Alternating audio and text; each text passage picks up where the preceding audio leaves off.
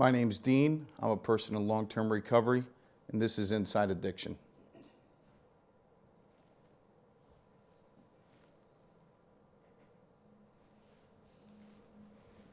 My guest today is Albany County Sheriff Craig Apple. Craig, welcome to the show. Thanks for having me. So Craig, let's talk about current trends and what you're seeing in regards to addiction, arrests, incarceration, crime over the past 18 months. Well, I can go back even a little further than that. Okay. I always tell everybody that around 36 months ago is when I knew something was going on. So it's like 3 years ago. 3 years, a solid 3 years. We knew something was going on. We were seeing more drug arrests. I mean, look, at drug arrests are always peaks and valleys. I mean, back in the 80s and 90s, you had the crack cocaine, and then meth will come in for a little bit, and then ecstasy will come in, and MDMA will come in, and you'll get variations of marijuana have always floated around. But this heroin, about 3 years ago, came into the area, and it's always lingered in the back, but it was never really prevalent. It was expensive, and all of a sudden it's $6-7 a bag. Now it's maybe $8 to $9 a bag. 25 years ago, it was $25 a bag. So all of a sudden, the arrest started, and then some overdosing here and there, and a dead child, a dead housewife, a dead husband.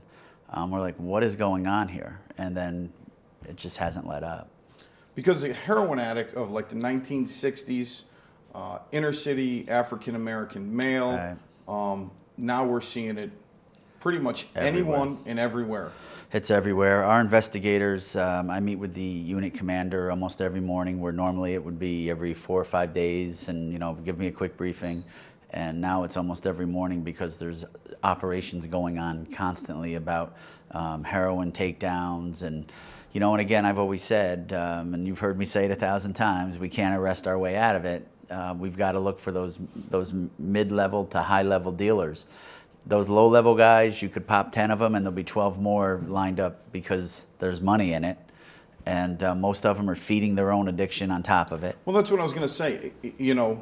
Two questions. How do you distinguish the dealer from the addict? Because a lot of them do have to, sell to support their Right. own habit. And you've been in law enforcement for quite some time. So have you always felt this way? No, not at all. Whenever I speak to an audience now, I tell everybody that, I was always a young, aggressive cop. Lock them up, lock them up, lock them up. I didn't even really care who was an addict or what was an addict. It didn't matter to me. If we had you, we arrested you, put you in. If we could flip you, whatever. And then, somewhere along the line, you either you mature as a cop, or the light comes on and you go, We're not winning this at all. I used to hear the war on drugs as a kid growing up. I heard it as a young officer, and I'm like, war? This isn't a war. We've lost that long time ago. So now you start to look at things like we've really got to take a different focus with this. And I firmly believe that targeting that prevention and that awareness and having a treatment component, and you're always going to have that law enforcement. I tell everybody that we function on a triangle, and one point is law enforcement. And we're going to go out there and we're going to continue to try to flip people and try to work our way up and take that big fish down and try to put a dent in the trade a little bit. We know we're not going to stop it. Anybody says that is just naive. There's just too much money in there. It's too prevalent. We took a guy down on Central Avenue a couple years ago with a couple pounds of pure heroin. He had fingers of heroin all over the place. They were secreting it within their bodies and running it up the thruway. We did dent the heroin trade in the Capital District for a couple of days, and we know that because we sent days. A couple days. We sent people out to buy, and they couldn't find heroin. But somebody that we know that person was shipping $25,000 every day or every other day down to Brooklyn. So with that said, somebody in Brooklyn's missing 150 grand. Somebody wants that money and somebody wants that dope. That's right. So I'm sure there was somebody right on a bus, right back up to Albany, and set up shop and get going. And sure as anything, a couple days go by and we're back in the same rut of buying heroin. So I firmly believe you're not going to arrest your way out of it, but if we can keep people from craving it, and people who are addicted, get them help and get them off of it, I think we then can, in fact, make a difference. And that's what we're really pushing. Even though we're a law enforcement agency, I know we're not going to win it by, like the one slide said, throwing handcuffs on people. We're not going to win that. But we can win it by killing that craving and preventing them from even getting that craving. And we'll talk more about some of the efforts that you've particularly started in Albany County.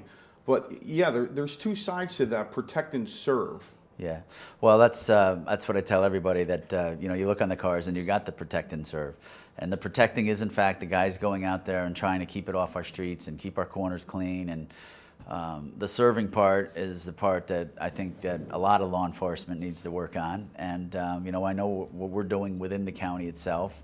I think that's really what we're supposed to do, is serve people. And I think one way of serving people is trying to get people to live a clean and healthy life. And again, stop that craving and stop that addiction. And people get off programs, they go out, they get jobs and everything else, and everybody wins. Cops win, community wins, taxpayers win. So we do have a lot of programs within the county. We've got some in the jail that are unheard of, but they're working and people are leaving there clean and sober. We're taking them, in some places we're taking them to transitional housing, taking them, not putting them on a bus going, hey, good luck to you, buddy.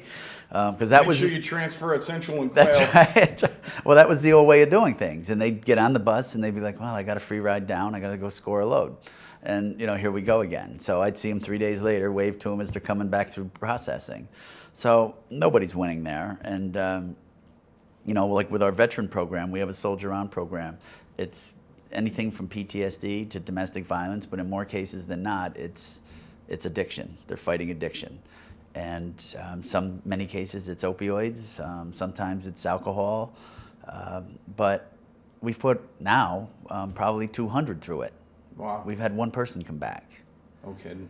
That's how you reduce recidivism. And what that is really, I'd love to take the credit for it, but really it's peer-to-peer counseling. It's intense counselors coming in from Soldier On in Pittsfield every day at no cost to the taxpayers whatsoever. But you keep 200 people out of jail, that's saving big money. Well, and helping addicts is not going to put you or any of your officers out of a job at the end of the day. No. There's plenty of work for you guys There's to do. plenty of work for us to do. But I think we need to focus on the serving part. And some people go, oh, it's ridiculous, you know, we're not here for that. But look, society has changed. And I think also that's what government is supposed to do, is help people.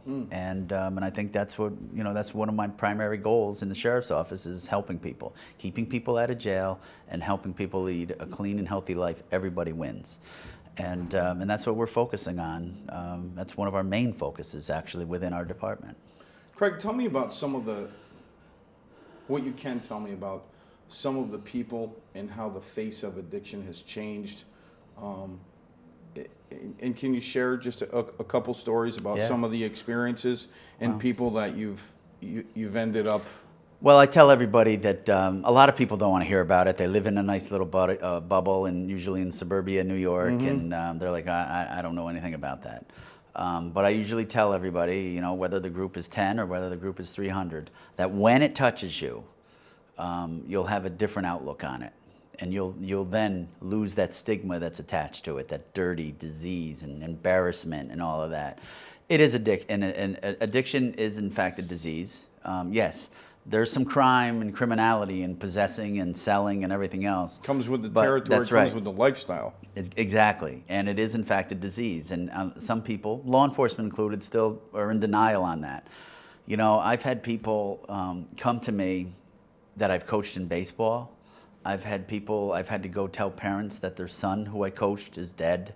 I've had to tell kids that their mom who I graduated with or went to school with was dead. You know, I have a young man from Colony who played baseball in jail right now for murder. Kid is, you know, he's a brilliant child, and he's sitting in the county jail for murder because of just addiction.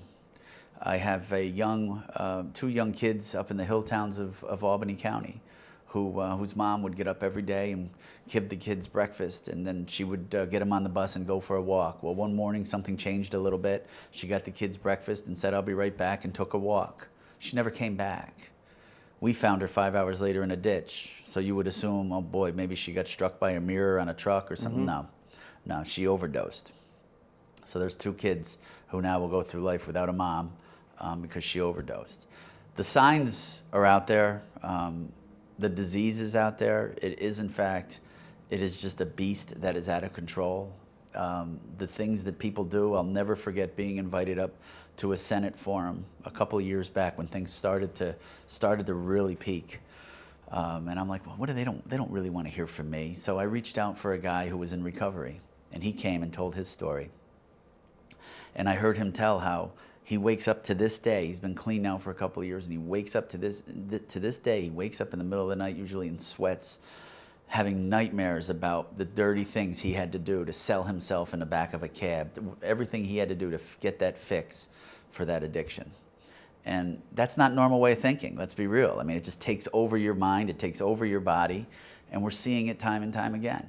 I mean, we talked briefly about open up the paper. I look at the obituaries every morning, and I look for the suddenlies. Died suddenly, 20 years old. And I don't think more than one day will go by where you don't see that. Died suddenly. So people need to get past that stigma. They need to really focus on what their kids are doing. They really need to pay attention, get involved in their kids' lives, get involved in your mom and dad's lives, get involved in your siblings' lives, because it could be anybody. I remember one fella coming up to me one day after we left a forum and said, I know you focus on young kids, but old people have issues too. And I'm like, what do you mean? And it was about Senior Hope. And Brian was, he was chastising me for not taking care of the elderly the way that we should have regarding addiction. And I'm going, I can't imagine a grandma or a grandpa having an addiction issue, but they do. They get lonely, they'll get depressed, they'll take pills, whatever, from an injury, whatever the case may be. And this drug is just out of control. Let's talk about some of the programs you've implemented in the Albany County Jail. One of them is called the SHARPS program. Yeah, the SHARP program is a great program. We're very proud of it. It really is what it is, Dean, is it's a spin-off of the Soldier On program. And again, we've put 200 plus through, and we've had one come back. And the one that came back, honestly, isn't really fair because he was trying to manipulate the system, But anyway, we'll take the hit on the one. But the SHARP program is when somebody comes into the jail, we ask them, have you used drugs? Do you have addiction issues? Are you an addict? And if they say yes, do you want a shot at leading a clean and healthy life? And if they agree to it, we move them down to the SHARP wing where they go through an initial assessment. The SHARP wing holds about 20 to 25 people. I think 25 is the max. So you've taken a whole wing of the Albany County Jail, and it's Right. just people that are seeking treatment and recovery from substance use disorder? Yeah, and I don't really care about what your charge is. What I care about is, are you serious about wanting help? And then we'll go through a brief classification and assessment. We'll put them in there, and they can do peer-to-peer counseling again. We have a treatment facility that comes in, and they provide intense counseling. So you actually have substance abuse counselors in the jail? We have them in the jail. We have basically we have our own treatment center inside the jail. The problem that we have, Dean, is that a county jail, I could have you for 3 days, I could have you for 3 months. So what I try to do is get these guys clean, get them sober, getting them in that I want to stay clean mode, and then try to be a feeder program for like drug court or something to that effect. I mean, ideally, I'd love to keep these people for 6 months, but sometimes I can't. And then what we do is once they're clean and they're healthy, and just before they get out, we ask them if they would want to participate in our Vivitrol program. I like Vivitrol a lot because it's a non-narcotic, and as a police officer, we've always arrested people that have had Suboxone and Methadone, and I mean, I've just never really been again, I'm not a counselor, but I've never been a big fan of taking a narcotic and to lean them off of one and put them on another. So I really like the Vivitrol because it is a non-narcotic, and I see that, I've seen the difference that it can do to people. And it's a once-a-month injectionable shot. Right. Some of the other medication-assisted treatments in recovery, there's a black market for it on the street. We will stay outside of certain places in Albany, and our investigators will buy methadone as these guys are getting it free. So this Vivitrol I really like. I guess it was created for alcohol in the 70s, and little did we know it works on opioids as well. But the first shot for our inmates is free. and then we're taking that inmate and releasing him, taking him physically to either a hospitality house or an ACCA, wherever their assessment fits them. So the shot and the treatment is at no cost to taxpayers? No cost to this program costs the taxpayers nothing. ACCA comes in and provides the counseling free for the county. They have a mini grant from Oasis. Oasis was very intrigued by this program because they want to, I believe, try to see how successful it will be, and then take it and kind of run with it in other lockups or county jails or whatever the case may be. Right now, to me, it's successful. I mean, we've seen people go out and get help. They've been on the news. They've interviewed our people because I think some people want us to fail. They don't want to see it succeed, and it's successful, and we're proud of it. That's the in-house treatment facility. What we've done out on the street, because again, we're talking about that prevention awareness, treatment, and law enforcement completing that triangle. What we've done on the street is we've worked with CDTA, and we had them donate a bus to us. And we took the bus and we created a jail cell in the back, 4 feet. Regular jail cell, bars, jail lock, brass key, cot, toilet, sink. And we took all the seats and turned the seats around. And what we try to do is target young audiences, particularly high schools, health classes, PE classes. And we have the class come out, get in the bus.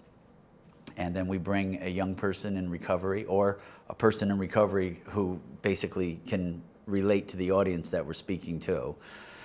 And they stare at that person, and behind that person is the jail cell.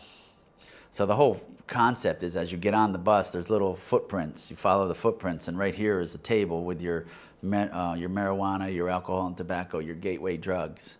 And as you follow the footprints down, there's another table with your opioids, methamphetamines, alcohol again. And each table has numbers for Oasis and how to get help. They have addictions care, whatever the case, there's a whole bunch of treatment facilities there. And then again, if you don't get help, you follow the footprints and you go into that jail cell. And what we're trying to do is, yes, it's a little bit of a scared straight, but it's these young individuals in recovery that go, man, I was you. I was the captain of the football team. You know, I was the guy. I was the leader in the play. I was whatever. And then I got injured at a game, and I started taking, hydros, and I liked them. And then I broke into my, mom's medicine cabinet. And, when that was all gone, unfortunately, I'd wait for my neighbor to leave, and I'd break into their house. And then I got caught, and I got slapped on the wrist for stealing. And then I went and did my probation stint, whatever, and they said I'm a good kid, and they let me go. But it didn't address the problem. I didn't address the issue that I'm addicted to this junk. So now I hit my other neighbor's house, and I get a 6 and 5 split. But I still didn't address the issue. And next thing you know, I'm doing 1 1/3 to 3, or 2 1/3 to 7, or in some cases a homicide, and you're doing the rest of your life in jail at 18 years old. And this could happen to anybody, man. I mean, we know the stats of 30-some%, 32, 34, I don't know, get addicted first-time use. And of that, 75% relapse. I mean, there's not much room for error there. And so I really think we need to focus on staying off it. But if you're on it, we got a plan for that too. So that's what we're doing. And I think we've been successful with it. But I think that people need to really focus on paying attention to what's going on around you. I mean, this is bad stuff, and it's destroying. It's spreading at a catastrophic rate. And everybody said, my God, you're going to scare people. I want them scared. I want them scared because I've never seen a drug take over a life like heroin has in so many cases of picking up young kids, picking up moms, picking up dads, brothers, whatever the case may be. And, in the other program that we do as well, if you're going to use, we train the inmates in Narcan. We have Catholic Charities come in, which is a great organization. Unfortunately, Narcan, when we first started to get it, was like $14 a kit. And then somebody said, well, my God, law enforcement needs this stuff, and now it's $30 a kit. So Catholic Charities, God bless them, has been nice enough to come up with kits. They train the inmates in how to use it. And if you go through the training, when you get out, you get the little blue Narcan kit. So maybe they can save, And I don't think they can do it to themselves, but maybe they can save their partner's life or somebody walking down the street or whatever the case may be. Or if, God forbid, they do relapse or something, maybe somebody can use their kit to save them. Craig, do you think we've peaked with the heroin No, epidemic? not at all. Not at all. I think It's going to get worse. I don't want to say it's going to get worse. I just don't see it getting any better yet at all. There's not the slightest sign of getting better because there's too much darn money in it. And people are thriving on that. And they don't care about the loss of life. They're mixing this stuff with fentanyl, which is a deadly cocktail. They're mixing it now with a veterinarian drug down in Jersey. You know, every time I hear of this around us in like a contiguous county or something like that, I'm like, oh, please, Lord, don't come into Albany County. Stay out of our county. Stay out of our state. We got pretty lucky with the fentanyl. You know, we did lose a few lives, but not as many. And no, I don't think it's peaked yet. I think maybe we've slowed a little bit because really fellas like yourself pushing that awareness, pushing that treatment. And I think that has made a difference, but I think we're still on a steady incline up because there's just too darn much money in this. And I don't think that the state has done enough. I'm very critical of them, and I think with just cause. Look, we're just a county, and the main reason we created the SHARP program was because we felt the state was stuck in the mud, and therefore we were stuck in the mud. And They do a lot of talking. they do an awesome amount of A lot talking. of forums. I've been to forums. I'm done with forums. You know, we went to one down at the assembly, and by the time it got all the way around the table, we were well into an hour. It was a 2-hour get-together. We were well over the hour limit, and we hadn't even introduced everybody yet. And accomplished absolutely nothing. 2 hours of my life I'll never get back. And I'm done with that. I'd rather go out and target audiences ourselves, take our bus to different places. We'll take that bus anywhere. Whoever's watching this, if they call us, let's not get crazy. I mean, we were invited to D.C., and there's no way the bus would make Wow. it. The bus was not going to make D.C. But But you've even expanded outside of Albany County. Oh, we've been in Vermont. We've been in the Berkshires. We've been in the Adirondacks, up to That's great. Saranac. I will not deny anybody the chance of getting this information and hopefully saving a life. I think that, again, that's what we're supposed to do. And it doesn't cost us much money to do it. And unfortunately, there's so many young people in recovery that I think it helps them as well. So we get them at no cost. You know, we'll buy them lunch or something, and they can come and tell their story and share their story. And I think that's what hits home is when they see somebody up there that, oh man, that could have been me. You know, that could have been me. And listen, it's, you know, I'm also a parent. I've got 3 kids, and I cringe every time somebody's going to a college party or something like my one son's a police officer, but you know the other 2, you know, they go to a college party. I cringe because you don't know what's going on here and you can't control that atmosphere. But I just urge everybody, man, this stuff takes lives. It takes lives like nothing else I've ever seen. And when it hits their family or an extended family member, they're going to understand. You know, I've had a county legislator reach out for me a couple weeks ago where it touched their family, and they're like, "Darn it, what do we got to do?" And I'm like, you know what? If I had the answers for that right now, I'd certainly do it. But sometimes I sit there and shake my head. I'm like, what else could we do? You know, what else should we do? And I think we just continually need to focus on that prevention and that awareness and hit them young and scare the daylights out of them and show them these dark and nasty stories. And when I heard that one addict about he was riding in a car with his friends and he overdosed and they threw him out of the car moving into a mud puddle. They threw him in the mud puddle intentionally to get the cold water on him to try to revive him, and it worked, thank God. But when he tells the stories of the things he needed to do to get those few dollars for that alone should make somebody think about, you know, what the heck am I doing before I do it? Craig, 2 questions. Why are you so passionate about this? Because not only law enforcement, I feel you're one of the biggest advocates for substance abuse treatment and recovery services. What makes you so passionate about this? And my second question is, why do you think programs like the SHARP programs and all of your efforts aren't being made in every single county by every single law enforcement agency, from the state to the county to the local to the village departments? Well, regarding my passion for it, honestly, is I'm sick of seeing lives lost. I'm sick and tired of picking up dead bodies. We're sick and tired of telling moms and dads their kids aren't coming home. We've seen families wiped out completely. You know, I'm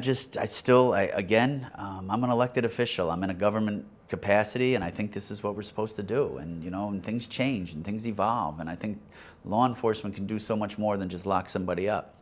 I think law enforcement is in a position to change lives, and kids look up to that. And I think that there's nobody better to do it than local law enforcement that are out there. Regarding why isn't anybody else doing it, I think some of it comes down to resources. I think some of it comes down to that stigma for law enforcement that they're junkies, man. They're junkies, and we don't need to do anything, just lock them up. Cops don't accept change well. Criticism and change are two C's that cops don't like to hear. So I think that as things evolve, I think you'll see it. I think they're going to have to do it because we can't continue to just lose lives like this and sit back. At some point, you can't put your head on that pillow and close your eyes because you're not doing anything. There's every agency out there, every sheriff's agency out there, there's something that you can do to try to dent this, to try to just slow it a little bit, you know, just throw it down and throttle it down a little bit, and you can do it. We've been very fortunate. We got a great legislative body that allows me a lot of leeway to do good things, and that's what we do. And you know, not a day goes by where we're not out there going, what can we do? What can we do today to try to dent this? What can we do differently? CDTA just gave me another bus, a bigger one. So, you know, I think it just takes a matter of, you know, a little bit of ingenuity and just the passion to change lives, and that's what we try to do. And I think that's what we have to do as government. Craig, I can't thank you enough for all you're doing. Keep up the great work. Thank you. Thank you. Thanks for having me. Got it.